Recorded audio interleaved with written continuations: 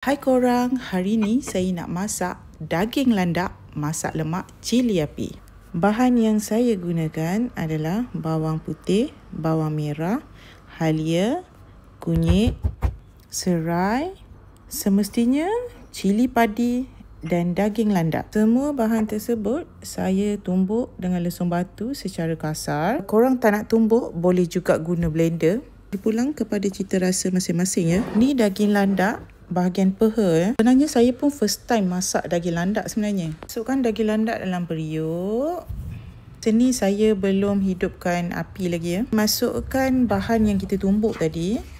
Dan masukkan air bekasan daripada cili tadi dalam lesung batu. Masukkan serai dan hidupkan api ya. Kacau sikit supaya cili tu rata dan tutup. Dan masak sekejap.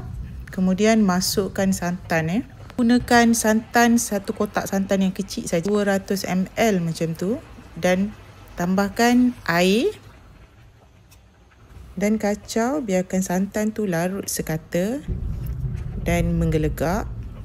Boleh masukkan garam dan serbuk perasa ya.